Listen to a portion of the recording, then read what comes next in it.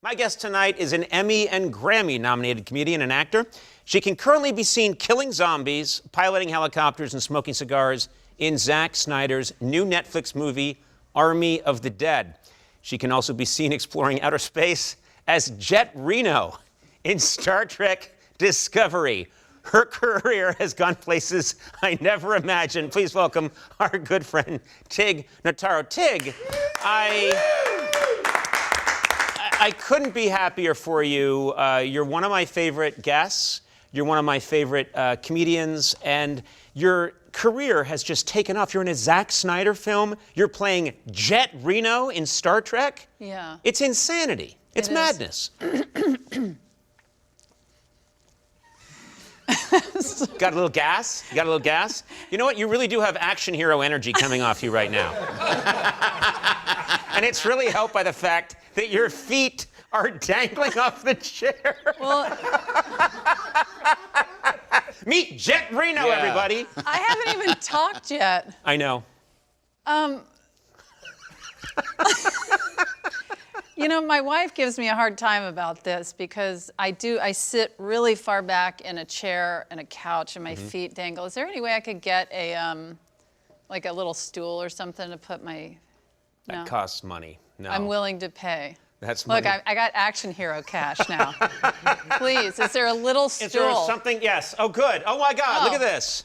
That is... Oh, thank you so much. Okay. Why are you still moving your feet? I don't know. I'm excited to be here. You've accomplished nothing. You know, I'm delighted to see you, and seeing you here reminds me that we've been here at the Largo Theater for how long, Flanagan, have we been here? Almost a year. We've been here a year. Is Flanagan your sidekick now? Flanagan is working hard to replace Andy Richter. Flanny, as we call him, runs the Largo Theater. And that's what working hard looks like. And that's... yeah, and he's wearing his true Irish colors, which is apparently a neon pink. Yeah.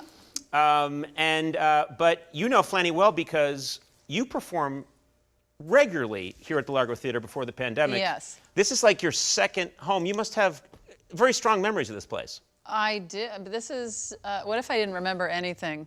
Like nothing rang a bell? Well, that's how I feel about this pandemic. Anything beforehand is a vague memory. Yeah, no, this is, I mean, is it cheesy to say my home away from home? Yep. Okay, well, that's what I'm about, is cheese.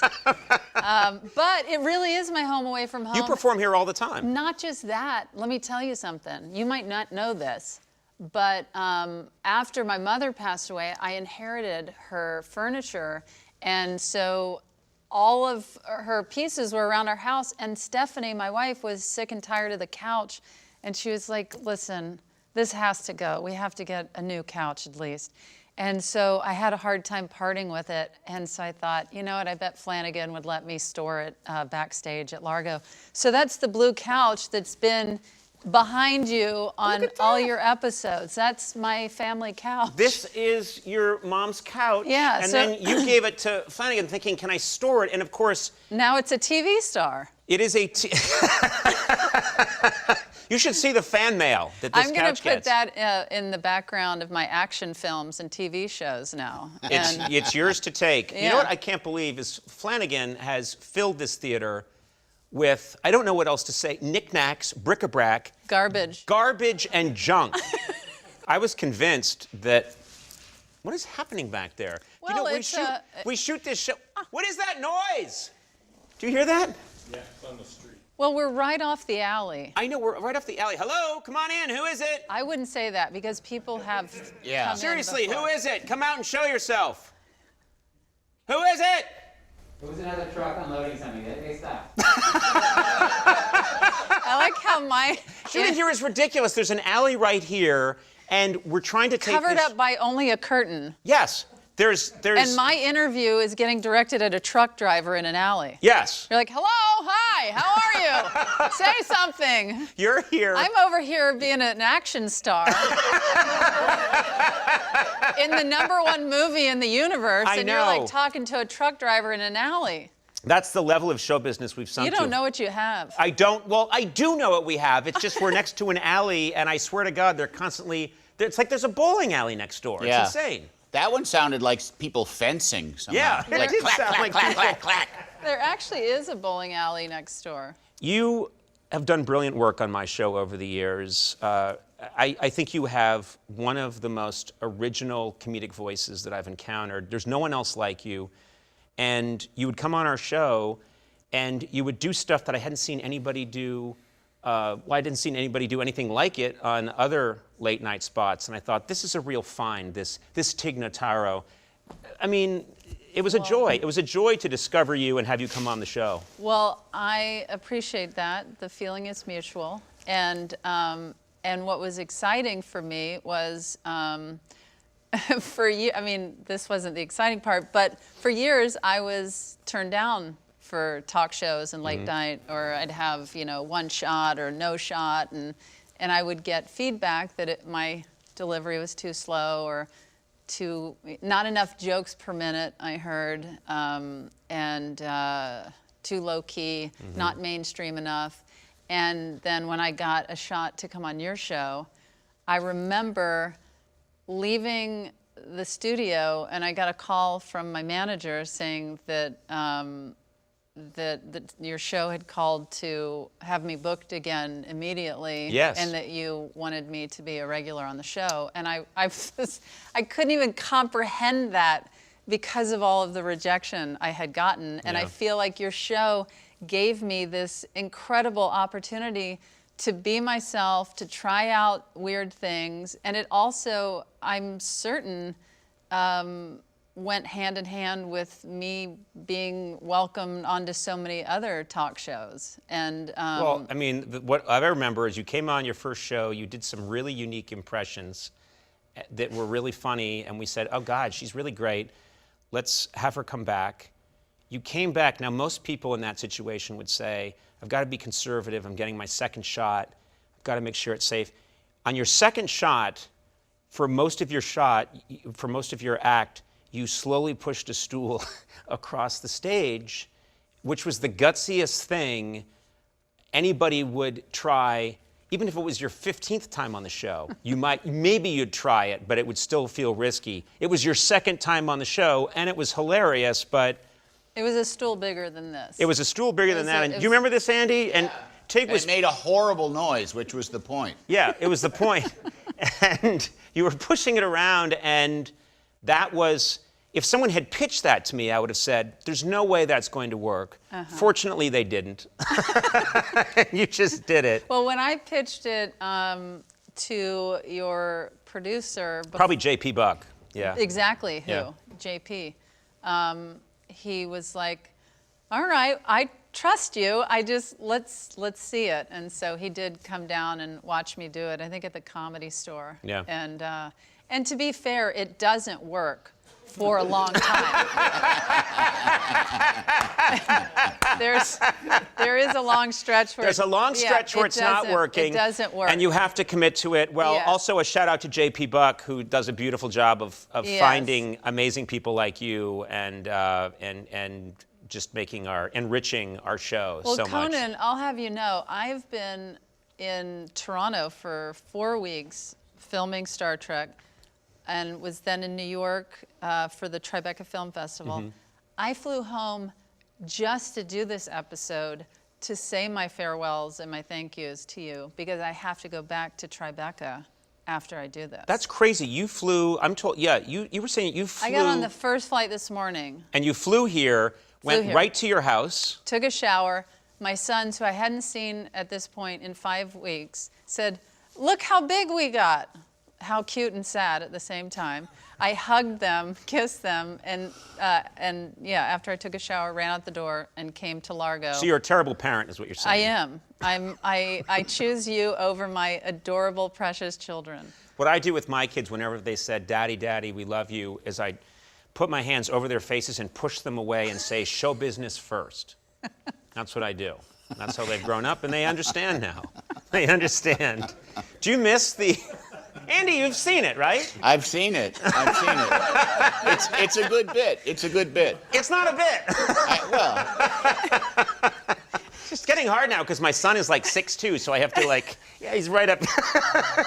When I'm an old man and they're like, "We love you, Daddy. You're leaving this earth." Oh my God! Speaking of show business first. speaking of old man, Yeah. my children are deathly afraid of becoming old men. Like they start to cry. And they'll ask. How old are they? They'll be 5 in 2 weeks, and they say, out of nowhere, "Am I going to be an old man?" Oh, no. And we say, "Well, what do you think an old man is?" And they're like, "I don't know, just." And then they imitate an old man, and it is their worst nightmare. They cry, like tears in their eyes, and it comes up, I mean, near daily. Am I going to be an old man? And what's crazy is Stephanie's father moved in with us, and we asked, his name is Papa Grande. Yeah. That's his God-given name. Right. And we say, and his rapper name. yeah. We say, "Is Papa Grande an old man?" And they say no. And we're like, "Yeah, he is." So where do they get this? It's so, newsflash. yeah. But I mean, we don't know what an old man, we don't know what happened. They're both terrified. That's so funny. You've got to start telling them, from what I can tell, being an old man is fantastic. Yeah. Because you get to say whatever you want. You get to be a complete pain in the ass. And you can probably eat ice cream all day. I mean, I even went to the point of asking, "Am I an old man?" Because we're trying to understand. And they're like, "No." Right, But we know they saw something somewhere. They saw an old man. They saw and an old man. Definitely made a bad impression on them. Yeah, but Stephanie's father is not an old man. Okay. Well, it may be that they just got out of the phase of pooping themselves and not being able to walk very well, and they don't want to go back there anytime soon. That's true. You know how the end of life and the beginning Having of life a are hard very time similar? walking and Yeah. diapers and all that. Yeah. That could be it. Okay. They're just, trying not to Benjamin Button it. They're Yeah. always saying, "I just want to be a kid forever." And they love candy and toys. They're the most generic children. Yeah. That's all. Your complaint is they're generic. They're so adorable. But they are so terrified to be old men. How much do you miss, and I love talking about your children, but enough already. How much do you miss It's fair. live audiences? I mean, you live for the laughter of a crowd, as do I. We come alive. Yeah, it's been a little sad. I told Stephanie a couple of months into the pandemic, I said, "You do know my career's over." And she was like, "Ha, ha, ha." And I'd say, "Why do you think I'm home all the time? My career is over." Right. And I mean, acting is this side thing that I've done, or whatever I've done outside of stand-up is very much a side gig. Right. And it was only about a month ago maybe a couple of months ago, where she said, "Gosh, your career really is over." And It's nice that you Yeah. finally got. It took her a year. Right. And but I think that she and we really do make each other laugh so much together, and I think I've found some sort of fulfillment in that exchange. And then Yeah. also I started doing, surprisingly, a couple of podcasts, and just exercising the comedic muscle of doing podcasts Yeah. and hoping that people are laughing at Yeah, their home. I've noticed doing one that I. Doing the one that beat my podcast in the Ambis, your podcast? Yes, the much coveted Ambi Award. Yes. Hey. It sounds like Ambien. I didn't. It's a podcast award. Yes. Yeah. Your podcast beat mine. I was up against you. Okay. Well, I apologize. I'm But I happy to- have 2 podcasts, so I thought maybe I had a better chance at something. No, you cut your chances in half by having 2 podcasts. That's what you did. Yeah. Damn it. Yeah. You have more. You could have twice as many fans as me, but half would vote for one podcast and half would vote for the other, and it evened out, and then I squeaked by. Since you mocked the Ambis, can I have your Ambi Award? I didn't mock the much coveted Ambi Award. It was an honor to get it, and I don't know where. It is too late. And when I find out, where it is, I'll cherish it. What were you going to say? I interrupted you. I think I was saying something nice about you, and that's why you want me to. That's why you want to pick Let's go back. up. That's why you want to pick up where we left off. Do you have cards? No, I don't. I don't have anything that would tell me what I was talking about. Damn it. Yeah. But you feel like it was nice? I was going to say something really complimentary that summed up your genius. It's gone. Please, let's take time. Dead air is my favorite. No, there's no way of retrieving it. But I'll be doing your podcast soon. Yes, you will. It's I will. Called Don't Ask Tig. Yeah, and I'm coming on the podcast, and you'll treat me with great respect, won't you? I will. I will officially invite you at some point. But well, I know, I'm just invited myself. Yes. But I want to come on your podcast. Yeah. I think we are magic together. I do too. I want to ask you about this. It's incredible what's happened to you. Not that it's not deserved, but your career took this direction which no one foresaw, which is now you're a helicopter pilot in Army of the Dead, Zack Snyder's new offering. Yes. And it's this whole new you that none of us saw coming. I have here, this is, I think, the cover of Metro Weekly. I don't know if that's, oh, here it is. Oh, thank you very much. A burglar just handed me this. This is you on the cover of Metro Weekly, Tig Notaro, Action Hero. Yeah. That's incredible. Yeah, it's didn't see that coming. Yeah, and then it says up here, Scary Good Roadhead. Right, we saw that coming.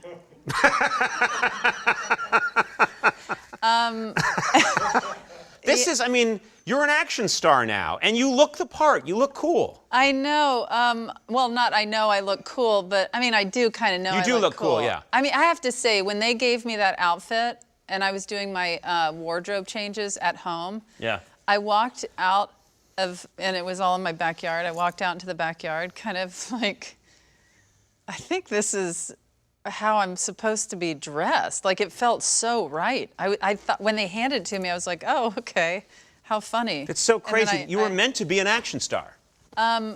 Well, I've done a little bit of action on Star Trek. I mean, I mainly just am sarcastic Tig in space. Right. And then I'm mainly just sarcastic Tig in a helicopter running from zombies.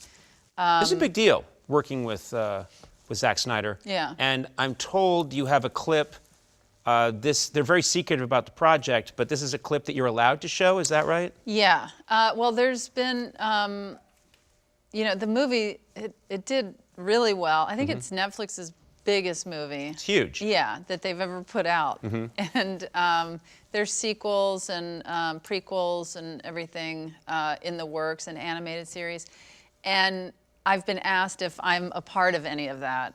And I have a very exciting, I have something very exciting to share. And it's that I am in a sequel. You're in a sequel. Yeah. All right. I understand this is shrouded It's in a mystery. prequel or sequel? I actually don't know. Well, it depends. Does it take place afterwards or before? I know the difference between them, but nobody told me if this is a prequel or a sequel. Can't help you with that. But this is, I have not only a clip from it, but I have the entire movie. You're going to show the entire movie right now. Yeah. Let's take a look.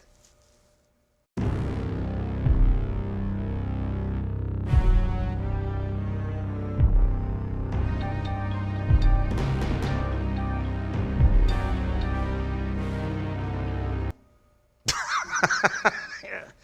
Wow, I didn't see that ending coming. That's fantastic. Or the beginning. Yeah. But that middle part, huh? So that cost $600 million to make. That's right. That's actually a digital, did you know that wasn't really me? Could you tell? I couldn't really tell. Could you tell that wasn't? I'm sitting Let's far play away, it again. so I'm not a good judge. But it's a digital Recreation of your face. recreation of my whole body. And Zach made, I think your ride's here, Tig. It's a ridiculous place to shoot a show. There's a clown car out front trying to get our attention. Nice. Yeah, that's Love one that. of my famous That's impressions. one of your impressions. Yeah. There's a truck backing up. There's a truck backing up in the alley, and there's a car out front leaning on the horn. A clown out back. I could just interrupt my own interview and just while you're talking, here, let's do it. Ask me a question. Anyway, we don't need this circus out here. I don't need these idiots around this theater. Army of the Dead. I'm going to keep going. Army of the Dead is available now on Netflix. And Tig's podcast, Don't Ask Tig, and Tig and Cheryl, True Story, are both available wherever you get your podcasts. And I'm going to be on Don't Ask Tig. Yes, but Tig and Cheryl is the podcast I do with Cheryl Hines from Curb Your Enthusiasm. And she's hilarious. She is incredible. We very loosely talk about a new documentary every week. And I mean very loosely. Very loosely, meaning you haven't probably seen it. Love talking to you, and our paths will cross again soon, I do promise you. Okay, well, your office is down the street from my house. Yes, it is, and I see you all the time. Tig Notaro! Take a break, we'll be right back.